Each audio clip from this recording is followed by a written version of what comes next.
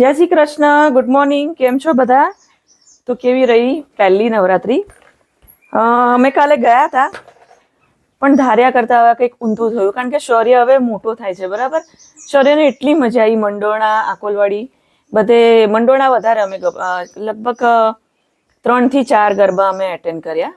બહુ જ સરસ. બધી છોકરીઓ નાની નાની, એટલી સરસ સ્ત્રી હોય કે નાની નાની બાળકીઓ હોય, આખો દિવસ કામ ને બધું, પછી એ લોકો આ શણગાર કરી અને વિચાર કરો કે કેવી સરસ રોજ પ્રેક્ટિસ કરતા હશે. બહુ જ સરસ હતું. મેં એક શોર્ટ્સ મૂક્યો આરતીનો.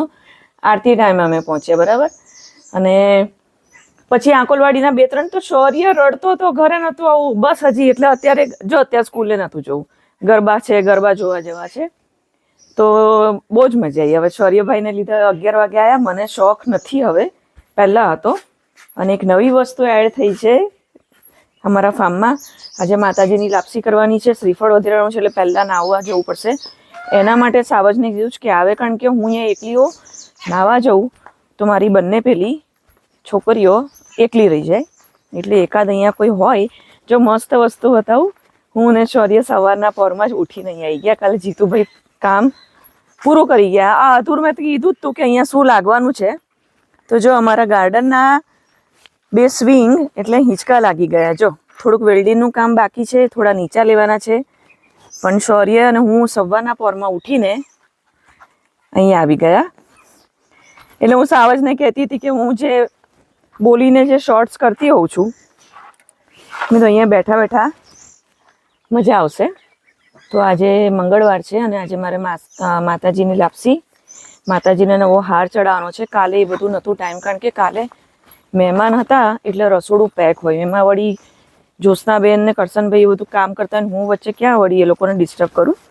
કોઈ ના હોય ને તો જ માતાજીની લાપસી રસોડું આખું ચોખ્ખું કરીને તો જ ફાવે. કોઈ ના હોય ને તો શ્રીફળનું આજે કામ પતાવી દઉં. માતાજીનો નવો હાર લાવી હતી, એ બધું ચડાવવાનો છે. તો આ અમારે ફાર્મમાં એક નવું એક આઈટમ એડ થઈ.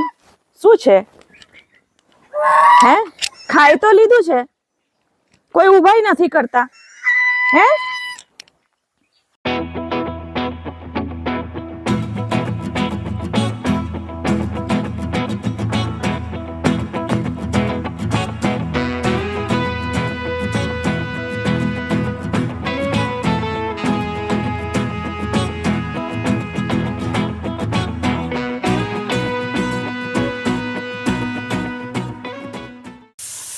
જો પરવારી ગઈ. હવે ખાલી લાપસીની સીટી બાકી છે. જનરલી છે ને ઘણા તવી મૂકીને ખુલ્લી છુટ્ટી લાપસી કરતા હોય, પણ એમાં છે ને હલાયા કરવું પડે અને બીજા કોઈ એક્સ્ટ્રા કામ ના થાય. તો શ્રીફળ મને તૈયાર કરી આપ્યું સાવજન. બસ હવે શૌર્ય આવતો જ હશે. આ એક પેલું ઋણ હોય, જ્યારે એક તો નવરાત્રી નિમિત્તે કરી અને થોડુંક મારે દેવું બાકી હતું કે માનેલી હતી. તો હું ઘણીવાર લાપસી કરતી હોઉં છું સીટી થઈ જાય એટલે. અને માતાજીને એટલે માતાજીનું નામ લીધું અને જો બે માતાજી દોડી દોડીને આવી. મેં નથી બોલાઈ. જો માતાજીને શ્રૃંગાર પણ કરી દીધો. આવતા વર્ષે ચુંદડી લઈ આવી.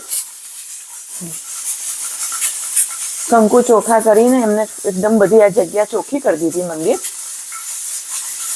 અને છે ને આ હાર મેં લીધો હતો. જો તો બસ સીટી થઈ જાય, ઠંડી કરી લાપસી ને, અને આ બધાને પ્રસાદ આપવાનો છે. હે ને? તમે કદાચ કાલનો શોર્ટ્સ ના જોયો હોય તો જોઈ લેજો. એટલો મસ્ત સિંહ મૂકે છે. હું જસ્ટ પરોઠા કરીને પતાવીને આવી અને સાવજ શૌર્યને બહાર લઈ ગયા હતા. બરાબર. જીતુભાઈ આ બાજુથી આવતા હતા અને મને એવું લાગ્યું કે અહીંયા કોઈ જનાવર છે. આપણે ગાવા પહેલા એટલે કેવું એનું કે ગળું કેવી રીતે સાફ કરીએ એમ મને કંઈક અવાજ આવ્યો સેજ ડણકનો. અને પછી એને હૂંકવાનું ચાલુ કર્યું. મેં તરત જ 2 વિડીયો કર્યા. એકવાર મૂક્યો, પછી હું બોલી અને છે ને તે સાંભળ્યું હતું ને? હે, કાલે નર હતો બેટા. હે, અવાજ પરથી ખબર પડી જાય શું છે. એ તો મને ચાટ નહીં. તે સાંભળ્યું હતું ને કાલ સિંહ મૂક્યો હતો? હે, એટલે જ સાવજ કહેતા હોય કે બહાર ના રમો, બહાર ના રમો. પણ શૌર્ય નથી સમજતો ને. ત્યારે તો એટલો તડકો હોય છે ને, સાંજે 5 થી 6 ના ગાળામાં બહુ તડકો હોય છે, એટલે વાંધો નથી આવતો. મને એક બે મારી દેવા દે. કાલે લક્ષ્મીએ પણ સાંભળ્યું, ગૌરીનો તો ખબર નહીં, બંને બેસી ગઈ હતી નીચે, પણ લક્ષ્મી ત્યારે ઊભી હતી. જીતુભાઈ આયા પછી થોડી વાર પછી પાછું એને અહીંયા સાઈડ પર અહીંયા મૂકવાનું ચાલુ કર્યું. 2 વાર મેં વિડીયો કર્યા, શોર્ટ્સ મેં કાલે મૂક્યો છે અને બહુ મસ્ત નવરાત્રીનો શોર્ટ્સ છે. આજે પણ જઈશું. અમારા શૌર્યભાઈને ગરબાનો ચસ્કો લાગ્યો છે. આજે એને નતું જવું, બોલો, આજે નતું જવું. મને વાલી કરવા દે, એ નજીક તો આય. લાપસીનો પ્રસાદ કોને ખાવાનો છે? એ લે ઉભેર, તને કંકુ કરી દઉં. ઉભેર, તડકો લાગે છે. થોડી વારે છે ને પેલી સિમેન્ટની મોટી કુંડી મેં પાણી ભરી દીધું છે, તો થોડી વારે પાણી પી જાય, આંટો મારી જાય ને પછી પાછી જાય, કારણ કે તડકો બહુ જ છે ગાઈસ. અમારી આ જો અહીંયા ઓસરીમાં ચડે ને ત્યારે બધા કહે કે બહુ મોટી લાગે છે. ખરેખર લક્ષ્મીનો ગ્રોથ છે ને બહુ ફાસ્ટ છે. આજે એક શ્રીફળ આ બંને માતાજીનું મેં માનેલું, તો એક શ્રીફળ એનું છે અને લાપસી છે.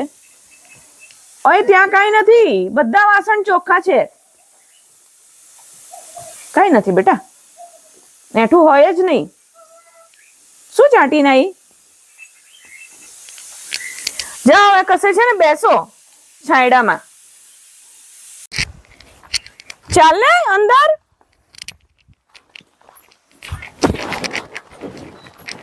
જો વાદળ આયા, આખા પલ્લેલા છો. એ શૌર્ય, એ બાજુ જો પેલી લાલ ઢીમેલ ના હોય બેટા, આ સાઈડ આવતો. પેલી સાઈડ ક્લીન છે ને ત્યાં જા. એ અગચરમાં નહીં, હા પેલી બાજુ, બસ.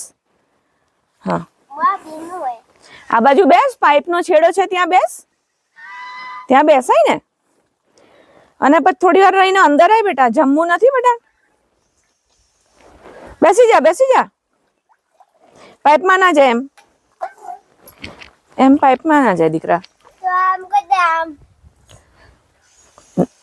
આ તો પાઇપનો ટુકડો છે, પેલા વિપુલભાઈ અંદર જોઈન કર્યો છે. તારી લેંગી પલળશે. જો કેવા વાદળ આયા શૌર્ય. શૌર્ય જો હું તારા હિંચકે બેઠી. સાંજે આવશે જીતુ દાદા. સેજ ઊંચા થઈ ગયા છે. કાલે લોકોએ મારું માપ પણ લીધું કે ઘૂંટણ સુધીના જનરલી ગાર્ડનના હિંચકા, જેથી નાના છોકરા જાતે બેસીને ખાય. હવે તો શૌર્યને પણ આવડે છે, તો પણ ખબર નહીં ચેન ખૂટી કે ખબર નહીં શું થયું. અને વેલ્ડિંગ હજી બાકી છે, કારણ કે ત્યાં કાલે 1 ફેસ લાઇટ હતી, તો વેલ્ડિંગનું મશીન ના ચલાય એટલે થોડુંક કામ કર્યું. અને જો અત્યારે હું જો મસ્ત બેઠી. શૌર્ય હું તારા હિંચકે બેઠી. એકચ્યુઅલી આ શૌર્યનો છે અને પેલી સાઈડનો છે ની મારો છે, બરાબર. પેલો મમ્માનો, આ શૌર્યનો. તો ગલત એમ નહીં, તો પછી મમ્માનો કયો ને શૌર્યનો કયો? અરે હિંચકાની વાત કરું છું.